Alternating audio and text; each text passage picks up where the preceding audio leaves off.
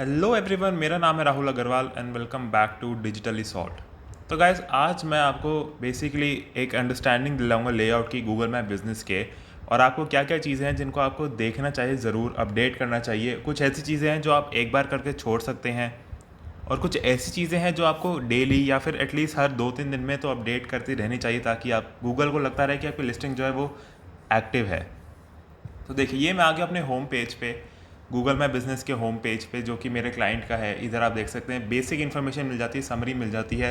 इधर एक साइड आप एड्स की परफॉर्मेंस देख सकते हैं, इधर आप फोटोज़ देख सकते हैं, और इधर रिव्यूज़ का आप समरी देख सकते हैं। उससे पहले गाइस मैं आपको ये दिखाना चाहूँगा, यहाँ पे देखिए आप देख सकते हैं टॉप कॉर्नर में है keep customers up to date. इसका क्या मतलब है? अब देखिए, गूगल माई बिज़नेस गूगल का एक अलग से सब ब्रांड कह लो या प्रोडक्ट कह लो, तो गूगल इसको रेगुलरली अपडेट करता रहता है, नई फीचर्स डालता रहता है, और कस्टमर्स के लिए कैसे बेटर हो जाए वो सब करता रहता है। तो कुछ टाइम पहले गूगल ने ऐसा एक फीचर निकाला है जिसमें कि बिज़नेस को ये मेक श्योर करना होता है कि वो ओपन है करंटली या टेम्प्रेरी क्लोज्ड है, ताकि कस्टमर्स को वो लिस्टिंग दिखाए या ना दिखाए उसका बेटर आइडिया गूगल को लग सके। तो मैं गेट स्टार्टेड पे इधर क्लिक करूँगा, और फिर यहाँ पे हमें ये पूछेगा confirm if your business is open. तो आपका अगर बिज़नेस ओपन है तो आप इसको मार्क एज ओपन कर दीजिए। लेकिन गाइस, अगर आपका टेम्प्रेरी क्लोज्ड है तो बिल्कुल इसको मार्क एज ओपन मत करना, क्योंकि बाई चांस अगर किसी ने कस्टमर ने ओपन करी आपकी लिस्टिंग और क्लोज निकली एक्चुअली में वो, तो फिर वो एक नेगेटिव रिव्यू डाल सकता है, तो आपके लिए ऑलरेडी फिर एक बैड इंप्रेशन हो जाएगा वो।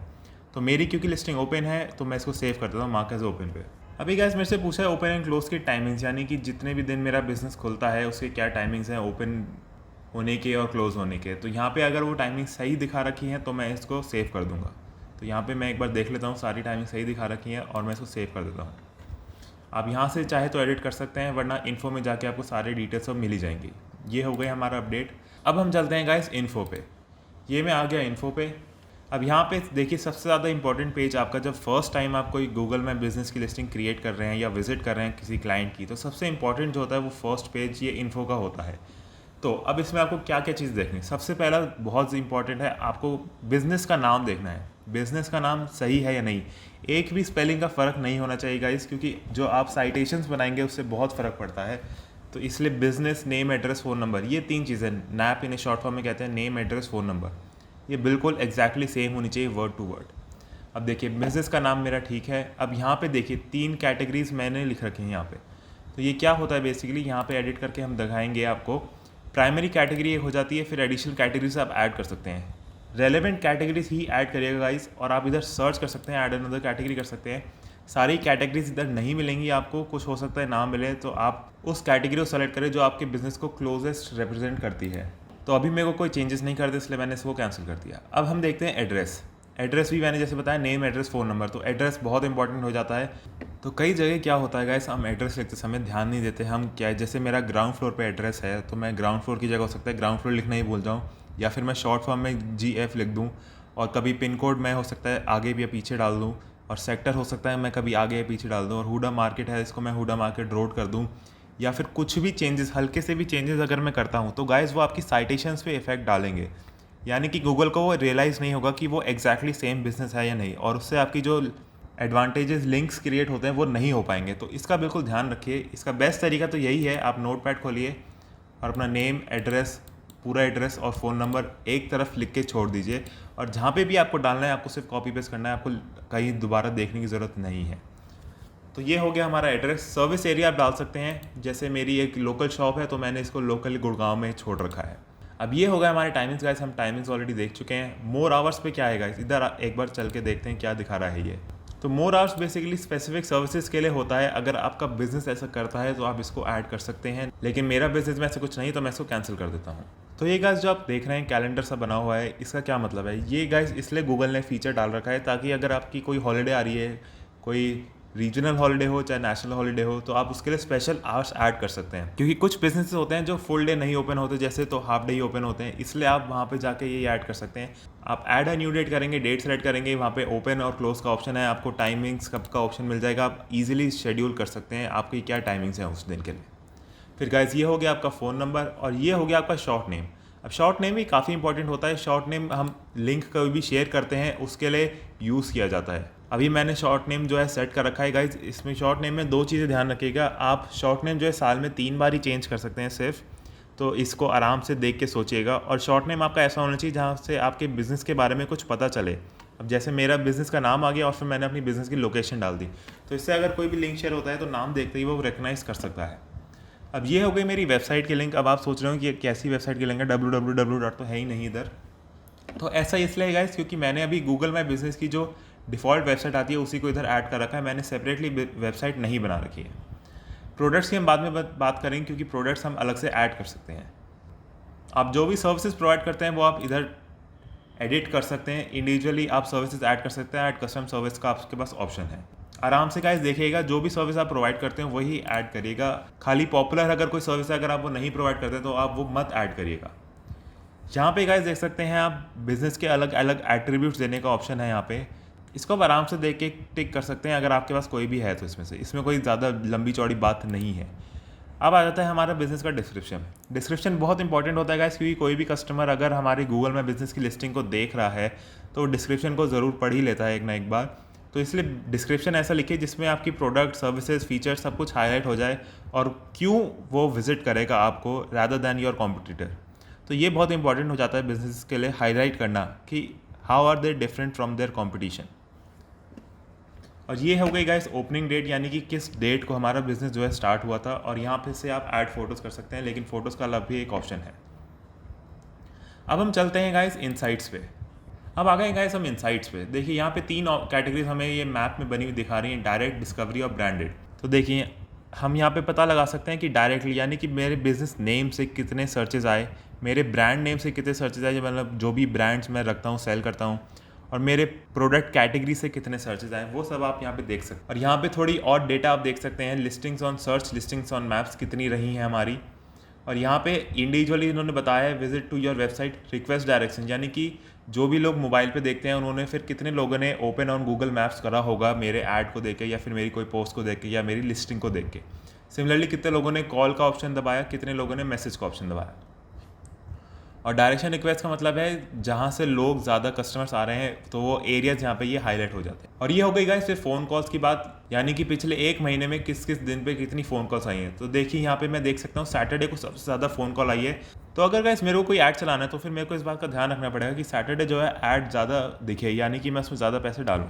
तो गाइस उसके बाद ऑप्शन हम देखते हैं पॉपुलर टाइम्स का, यानी कि हमारा बिजनेस जो है सबसे ज़्यादा पॉपुलर यानी सबसे ज़्यादा विजिट्स किस टाइम पर आती हैं। तो वो आप यहाँ पे देख सकते हैं, डेज़ वाइज हम देख सकते हैं कि कहाँ कहाँ हमारा बिजनेस पॉपुलर है, किस टाइम पर। फिर आ जाते हैं फ़ोटो व्यूज़ पे, यानी कि हमने जो फ़ोटोज़ डाली हैं वो उनको कितने अच्छे व्यूज़ मिल रहे हैं compare to our businesses like you, यानी कंपेयर टू आवर कॉम्पिटिशन। तो ये जितना नंबर हाई हो हमारे लिए बहुत अच्छी बात है, यानी कि हमारा बिजनेस ज़्यादा रीच ला रहा है कंपेयर टू आवर कॉम्पिटिटर्स। और सिमिलरली यहाँ पे फ़ोटो क्वांटिटी में आप देख सकते हैं हमने कितनी डाली है, ओनर ने कितनी डाली है वर्सेस कस्टमर्स ने कितनी डाली हैं। और यही हमें कंपैरिजन दिखाता है कंपटीशन का, यानी कि उन्होंने कितनी डाली है और उनके कस्टमर्स ने कितनी डाली है। तो ये हमारे लिए ज़्यादा है, तो हमारे लिए ये अच्छी बात है। अब आ जाते हैं हम गाइस रिव्यूज़ पे। रिव्यूज़ को कभी भी गाइस मिस मत करना। जो भी देखिए सिंपल सा थंब रूल बता देता हूँ आपको, सारे रिव्यूज़ का आपको रिप्लाई देना ही देना है, चाहे वो नेगेटिव हो चाहे वो पॉजिटिव हो। अगर किसी ने पॉजिटिव रिव्यू दे रखा है तो आप उसका पॉजिटिव रिप्लाई कर सकते हैं। अगर किसी ने नेगेटिव रिव्यू दे रखा है तो आपको उसका रिप्लाई ज़रूर करना है। जैसे मैं दिखाता हूँ यहाँ पे एक नेगेटिव रिव्यू है तो उसका रिप्लाई करना बहुत ज़रूरी है। और ऐसा नहीं कि आप गुस्से में इसको रिप्लाई कर दें या आप ही कुछ गालियाँ लिख दें उसको। पहली बात, अगर वो फेक रिव्यू है तो फिर आप इसको रिपोर्ट कर सकते हैं, यहाँ से ऑप्शन मिल जाएगा आपको रिपोर्ट करने का। और अगर वो फेक नहीं है, जेन्युइन रिव्यू है, तो फिर आपको उसको रिप्लाई करना है। ऐसा लिख सकते हैं आप जनरली कि sorry for your bad experience, we hope to serve you again soon, we are constantly trying to improve our services.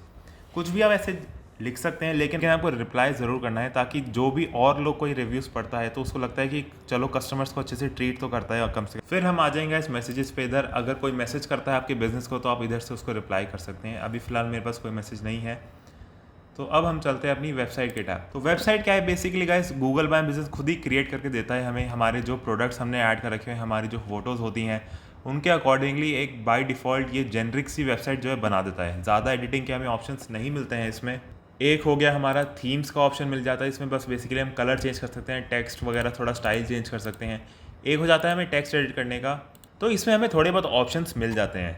ये देखिए यहाँ पे आप देख सकते हैं कॉल का मैंने लगा रखा है, कॉल नाउ का बटन लगा रखा है बेसिकली। अगर आपका कोई और टाइप का बिजनेस है तो आप उसके हिसाब से बटन लगा सकते हैं। जैसे देखिए यहाँ पे गेट कोड का लग गया, अभी मैं वापस से कॉल नाउ का लगा देता हूँ क्योंकि मेरा तो वही बिज़नेस है। फिर यहाँ पे देखिए हेडलाइन हम लिख सकते हैं, अपनी डिस्क्रिप्शन हम लिख सकते हैं और थोड़ी बहुत समरी हम लिख सकते हैं। तो वो देखिए कहाँ पे दिखेगी, वो यहाँ पे दिखेगी गाइस आपकी। ये हो गई आपकी समरी वाली, यानी कि बेसिकली ज़्यादा हमें एडिटिंग के ऑप्शन नहीं मिले, ये पूरा लेआउट फिक्स्ड है फ्रॉम द गूगल साइड।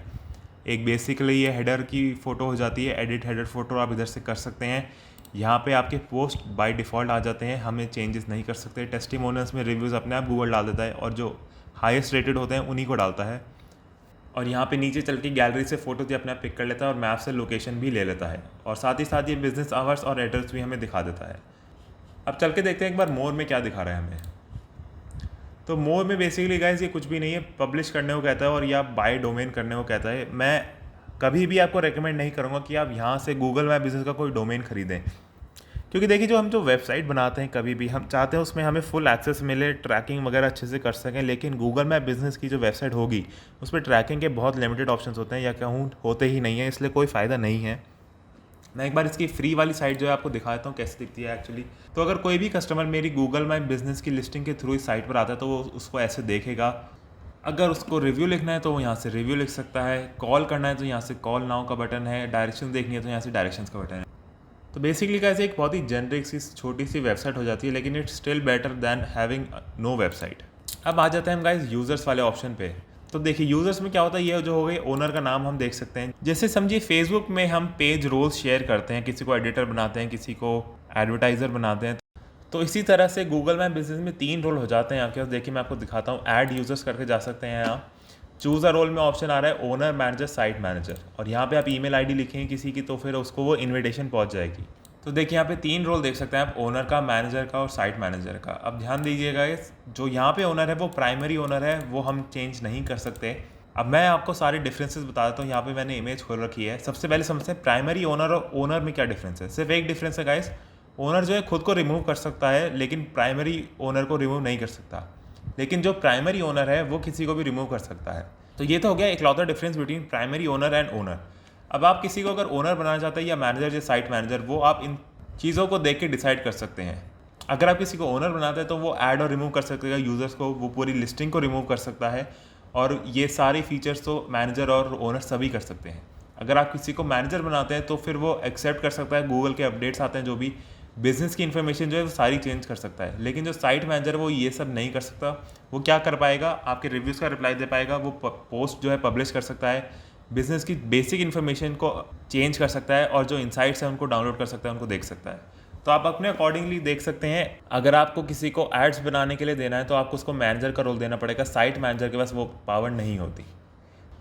तो गैस आज की वीडियो के लिए इतना ही। अब हम कल बात करेंगे पार्ट 2 में इस वीडियो की गूगल माय बिज़नेस के सारे जो भी बचे हुए मैंने अभी टॉपिक्स नहीं बताए, जैसे कि पोस्ट का हो गया, फ़ोटोज़ का हो गया और ऐड का हो गया, क्रिएट एन ऐड का ऑप्शन यहाँ पे आता है, और बाकी सारे जो भी छोटे छोटे यहाँ पे सेटिंग्स वगैरह हैं तो इनमें क्या करना होता है।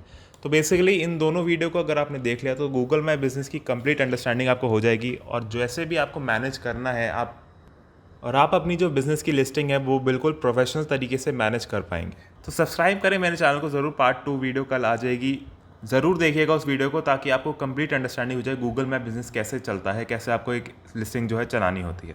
Thank you for watching this video guys, see you in the next one.